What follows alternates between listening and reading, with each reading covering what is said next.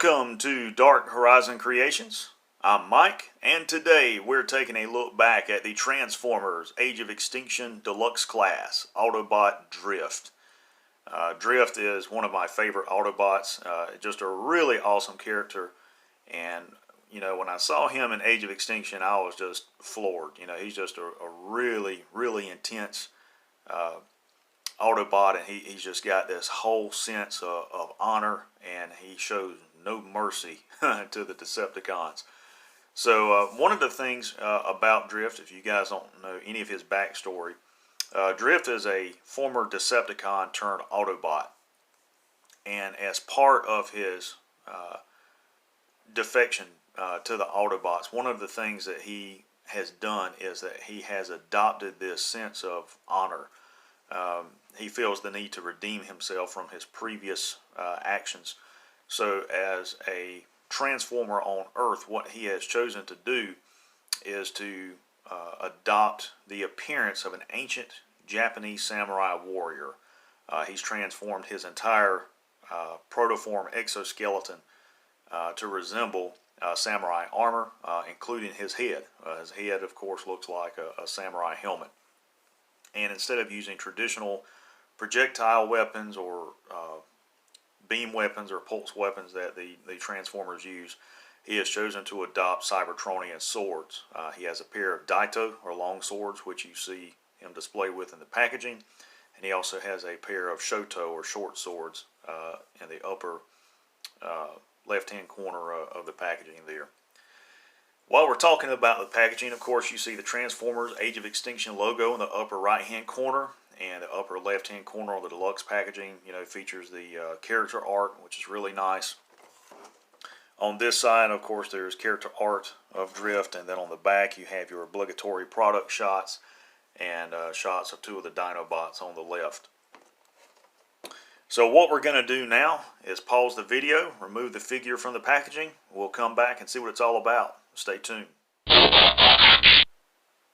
Alright guys, we're back with the Transformers Age of Extinction Deluxe Class Autobot Drift. And as you can see, this is a nice looking figure out of the packaging. Now included with the action figure are his 4 weapon accessories. The 2 Daito, or long sword, as well as the 2 Shoto, or short sword, stored on his back panel. Also included is the instruction sheet, as well as a Transformers Age of Extinction movie mini poster featuring the action figures. One of the things I want to point out about this figure is the level of detail molded into the robot mode that you simply cannot see or really appreciate because of the solid blue paint deco. There's a lot of molded detail in his upper shoulder here, his upper arm, just above his elbow joint, inside his forearm here, in his thigh area here. It looks like a giant shock or spring around his knee joints, as well as his lower leg area, and even in his back there's these long piston-like things on either side. And there's nice molded detail in his forearm here, like armor, as well as his hand. And of course his exoskeleton armor is molded to look like samurai armor. As you can see, his shoulder pad here, his leg armor here is molded like samurai armor. His chest armor, as well as the head of the robot, is sculpted to look like a samurai helmet. And there's a lot of detail there as well that you just can't see, that would become visible if you applied a nice wash to it.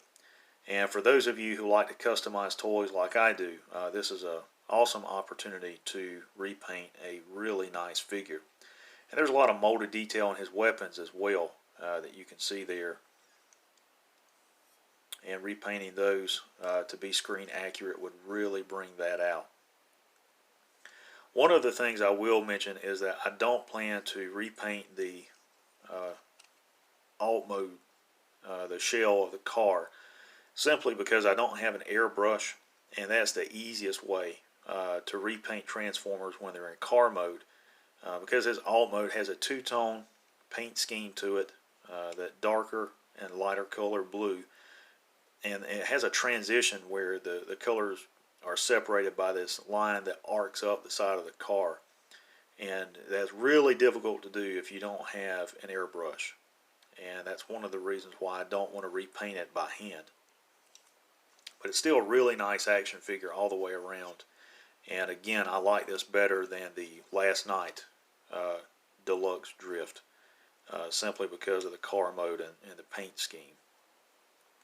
As far as articulation, his head is on a nice ball joint, full range of motion. Shoulders will move forward as well as laterally. Ratcheting joint for the elbow. He has arm rotation. His legs will move forward and laterally. They're on a ratcheting joint. Thigh rotation, bend at the knee, and of course his foot pad is on a ball joint. It's a really nice looking figure. And he scales nicely with the leader class Age of Extinction or Last Night Optimus Prime that you can see in the background. And one of the ways that I determine the scale for these figures so that I can cross-collect across different lines from different movies is I will research the actual scale of the vehicle, like the Bugatti variant for Drift, as well as the Western Star 5700 that Optimus is. And then I will take stills from the films and I will compare objects in the background to the Transformers that I can actually get a reference for an actual height, say a light pole or a particular object by a building or what have you. And I will determine their height based upon that. And Optimus is around 28 feet tall in the movies. Drift is around 15 or 16 feet tall. So if you have this figure and you transform it with the leader class figure that I have in the background, you'll see that they scale proportionately in both robot mode and alt mode. So to transform Drift, we're going to remove his long swords, and we're going to remove his short swords. Now they peg in and store here in robot mode. They have a different storage in vehicle mode, and we'll get to that in just a minute. So to begin the transformation process, you want to take his foot pad and push it straight up like this. And straighten his legs out and push them up. You want to come to the back, to the rear quarter panel of the vehicle, and you want to push this plate up like this, fold it out on either side. And then you just want to straighten this section that the rear wheel is on. You want to come here to the back of the vehicle, and take those two tabs here and here and go ahead and plug those into those ports and connect that section. Then you want to take the top of the car and you want to take this top section here and extend it out and lift it up, and you want to rotate it around. And you want to take the front of the car,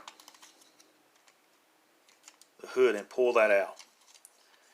Now underneath here, I don't know if you can see this, but there's two ports right here underneath the car and the windscreen. And you can take the two Shoto or short swords and plug them in to these ports for storage like this.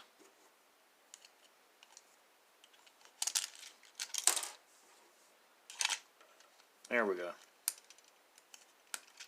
So essentially all you've done is you've moved them from this location to this location. And that's the only way that they'll store in alt mode. Because if you leave them back here, you won't be able to put this panel down. And this panel has to extend down just like that. And now they're stored. And you want to take his arm panels on the side and fold those out. And his head, rotate this back around. His head is going to go inside there like that. And you just want to bring this section down like so. Now when you get ready to store his hands are going to go on the inside of this armor.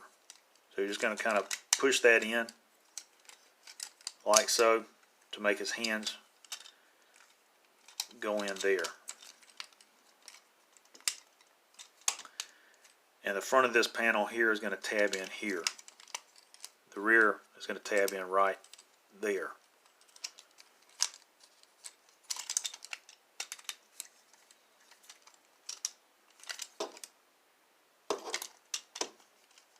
There we go.